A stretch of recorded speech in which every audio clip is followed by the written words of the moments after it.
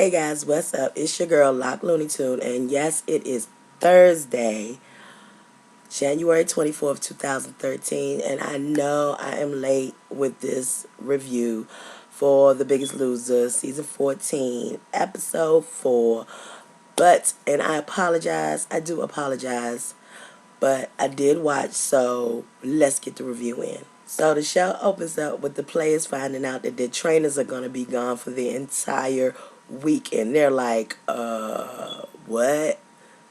Yeah, right. No, really. Seriously? Yeah, they got to go check on the kiddies and see how they're doing and everything and check up with them. Even though the kids don't even know that they're going to be showing up. So all the trainers got to get with their teams to get them ready and get them prepped to do what they got to do for the week while they're gone. See, David starts out first, telling his red team, y'all had some, low numbers last time, so y'all really going to have to, pick it up and get it in and stuff like that. So, but, Jackson, he really ain't feeling it. He like, man, I keep coming up with low numbers and stuff, but, I'm a little nervous. Now, Jillian is giving out homework to her last two team members, Danni and Pam. She's like, I need you to do the rowing machine, I need you to do the stairs, and Pam, I need you to do 5 miles a day. And, Pam's looking at her like, what? 5 miles? Basically, at this point, it's just a matter of time before both of them go home, because there's only 2 of them left, you know what I'm saying? It's like 2, only 2. Yet you got the red team got all 5 of their members, and the blue team got 4 of their members, so it's a matter of time before the white team just be like, that's it. And the trainers are off to their destination. Bob goes to see Bingo, David goes to see Lindsay, and Jillian goes to see Sonny. So Bob surprises Bingo at his house. Now, somebody showed up at my house, and it was dinner time, and I knew I was supposed to be on a weight loss journey. That I know that I would have like some grilled chickens, grilled fish, some veggies, salad and stuff. And Bingo did not disappoint. When Bob showed up in there, right there, the camera showed it right there in his little plate and stuff. He had some little vegetables and stuff, but and Bob walked in and he looked very, very pleased. Scripted. And Jillian shows up at Sunny's house, while she's studying with her friends, just some random show up and cameras in there showing them studying. Really now? When Bob is talking to Bingo and his mom, he finds out that his mom lost 27 pounds. And then he says something that I really totally agree with. And that's that it starts with the parents. If the parents start to eat healthier, lose weight, and just change their lifestyle, that the kids will follow. Basically, the kids will do whatever they see the parent do. Next thing he did was go check out their fridge, because last time they looked at his fridge and Bingo had all this other stuff. His parents had all this junk food and stuff in their house. But this time when Bob checked out the fridge had clean, had almond milk, had, water, fruits, vegetables, all the good stuff that they're supposed to have. And they go on to talk with Bingo's mom about her and Bingo's father struggling because of the economy and how that affected Bingo's weight. So meanwhile, back on the ranch, the red team is trying to figure out why their numbers have been very, very low. And the fact that David is not going to be here this week is going to make it even more difficult for them to figure out, okay, what the heck am I doing wrong? So it's just going to make it that much harder for them. So they're trying to figure out exactly what they need to do. Throughout this episode, you see Pam and Danni, still getting it in, still working it out, still trying to make sure that they hold strong. So they got to help each other out, because it is only the 2 of them. As Bob was gone, he wanted, his team to take turns taking the lead. And the first person to take the lead was Michael.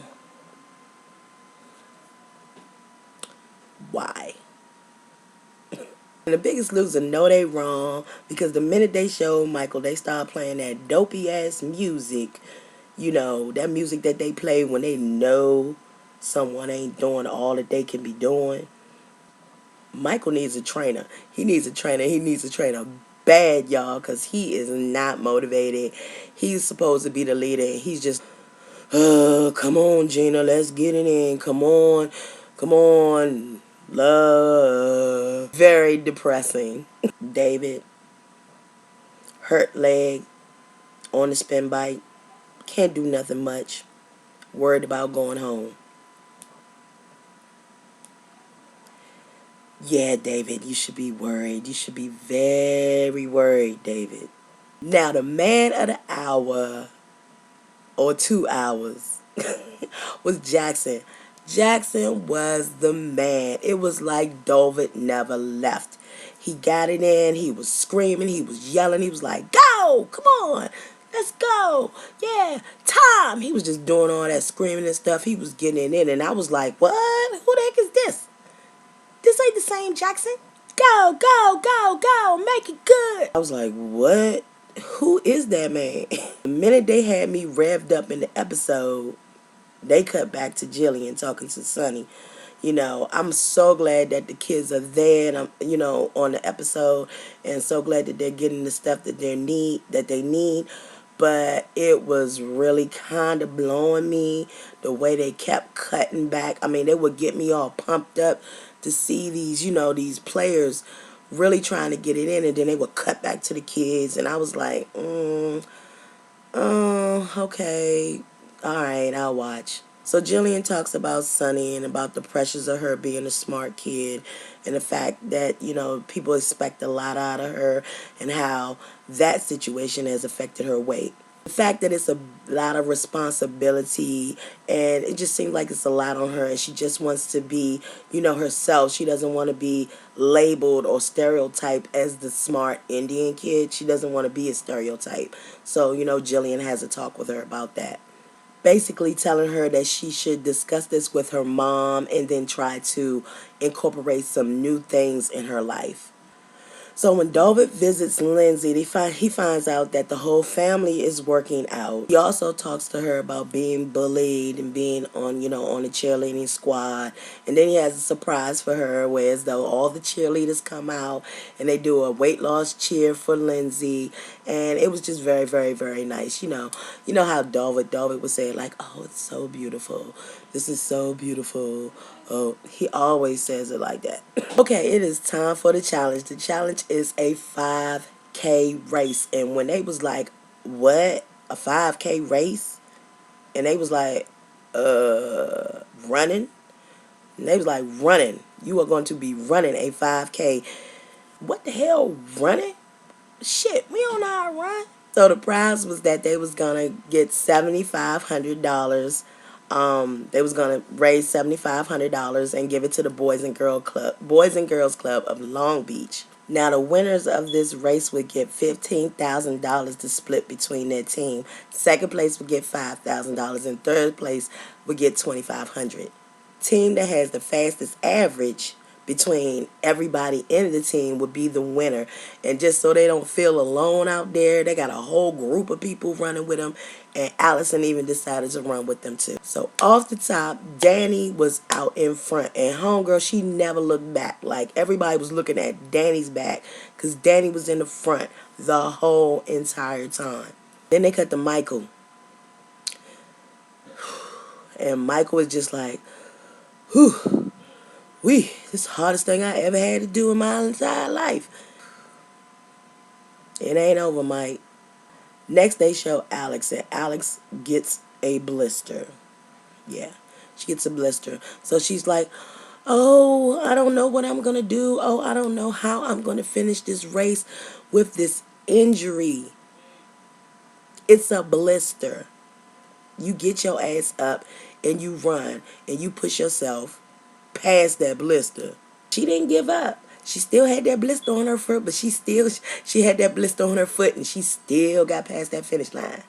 Pam was pushing herself and it surprised her. Mike just started thinking about his family, and I just got to get through this race, and I don't want my family to see me like this anymore. And it really did get him through that race. Jackson has himself a little asthma attack. His chest started getting a little tight and stuff. So, the doc comes out there, gives him his little puff pass, and he is back in action. This brother keep on going. In the end, Danni comes in first place, then Joe, then Pam, and Francelina and Jackson is somewhere in there in the middle in the mix, and Yeah, Alex and her blister, yeah, they come in last. And the white team gets that $15,000 to split. So they only split it between two of them, 7,500 a piece. So they go back to the kids and they give some prizes and some surprises and stuff. And Bingo gets to meet a baseball player and Sonny gets to go rowing. And it's just so much fun for them. And they show them how they can have so much fun and so much energy. And they're just supporting them for all their good efforts. So now the trainers are back. And I am even glad to see that they are back. They get the rundown from their teams on how the whole week went. So now it's time for last chance workouts. So since Jillian only got 2 members on her team, she takes her team to go work out with the blue team. On the red team, Jackson is still taking the lead. He is pushing these people. Even though David is back in action and back in that gym, Jackson did not break stride. He is still powering and screaming at these people and pushing himself and everyone else except Joe. Joe is really lagging behind, falling behind and making a bunch of excuses for why he can't, do something. And David is like really not having it. So it got to a point where, Joe was like, I don't need this. So he left the gym, like he left out and was outside. So David went out there to go give him. Was like, what the hell you doing out here? Alien sees that Pam and Danni are really, really focused on, their weight loss. But then she looks over and she sees Jeff. She sees the entire blue team and they do not look like they are pushing like they should be pushing. But especially Jeff. Jeff is kind of upset because he has to work out with Jillian. He said he doesn't like Jillian's style. And basically, he's like, he has this real funky attitude. He's getting real rebellious. And then he has the nerve to snap back at Jillian when she tells him to do something. And even I know you don't do that. You don't snap back at Jillian. You know what I'm saying? She's not the one with the weight to lose, Jeff. You're the one with the weight to lose. So you just got to suck it up and deal with it. So Jillian is like, basically, fuck it. I ain't got time to deal with you. Since you want to act like that, you can take your ass back to Bob. You know what I'm saying? I don't have time for it. Then Bob comes through and he's just like, well, what's wrong? And what's he doing? And what seems to be the problem? And Jillian is like, he needs to get his shit together. I ain't got time. Basically, I don't give a crap. And then Bob is like, yes, you do give a crap. Don't say that you don't. And it just kept going back and forth from there. So now it's time for the weigh-in. And because of Jeff's crappy attitude, yeah, it showed up in his numbers. And, he kind of owned up to it, but he still had a little attitude about, Jillian. My thing is this: you didn't put in the work, so you're not going to see the numbers. She was just like, you need to take responsibility for yourself. So as you guys know, like I said before, I didn't see, there's no more red line or anything again. They're back to voting and stuff, and the person with the lowest, percentage of weight loss goes home or whatever on the losing team. But they didn't really have to do that this time because Pam got the lowest weight, and because it's only her and Danni, Pam had to go home, and I was very upset to see Pam go home. And she really turned herself around and pushed herself, this past week, and it was just very, very sad to see her leave and then to leave Danni there by herself. When Pam started The Biggest Loser, she was 237 pounds, and now she is 182 pounds. She is looking good. She wanted to get The Biggest Loser makeover, but that couldn't happen, so she gave her own self a makeover. She went and got a makeover for herself because she was like, she want to be that girl that when she walked down the street, she wanted dudes to be like, damn, girl. But she looks amazing, and she did do the damn thing. So congratulations on your weight loss, Pam. I'm gonna miss you. So guys, that is it. That is the review of episode 4 of The Biggest Loser, season 14, Challenge America. I will hopefully get the next video in a lot sooner. Okay, guys, so I will holler at you in the next vid. Until next time, guys. Peace.